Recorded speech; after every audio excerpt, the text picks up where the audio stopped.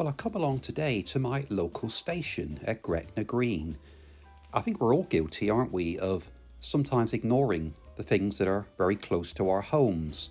And I've caught trains here at Gretna on many occasions, and I thought I'd like to come along and do a video and record some trains passing through. And it's a good weekend for that because the West Coast Mainline between Carlisle and Glasgow and Edinburgh is closed because of major track upgrade work. So we're going to be seeing a range of trains over the weekend between Scot Rail, Avanti West Coast, as well as some DRS freight trains too.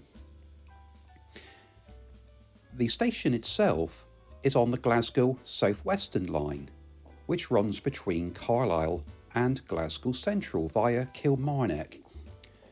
It's situated about 9 miles to the northwest of Carlisle, and it serves the town of Gretna,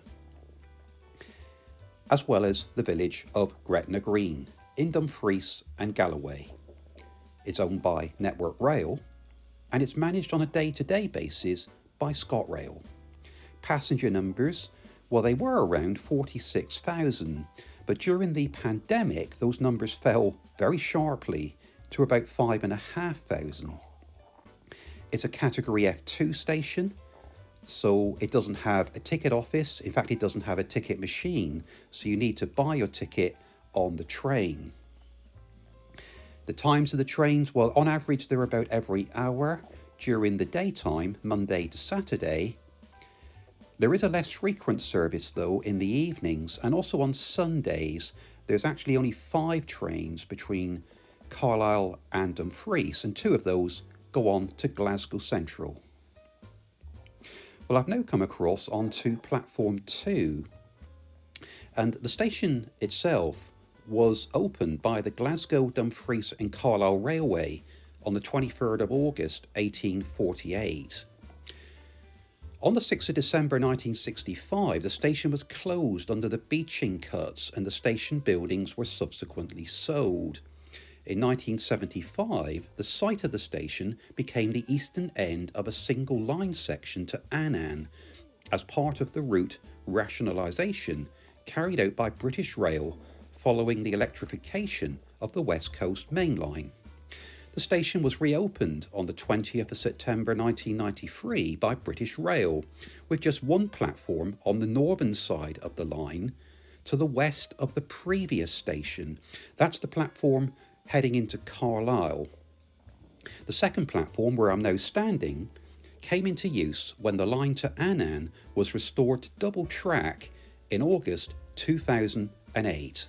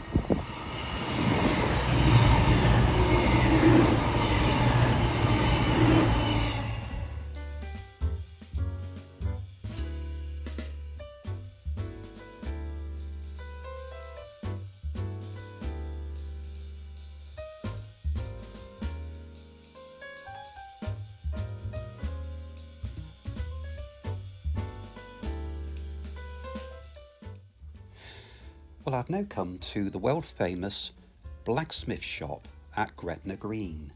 And from Carlisle, the train crossed the River Eden and then the Esk on its way northwest to the Scottish border town of Gretna.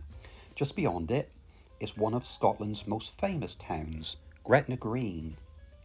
Even back in Bradshaw's day, Gretna was known for one thing, that is, marriage. It has for more than 80 years, says Bradshaw, been the place of celebration of marriages of fugitive lovers from England.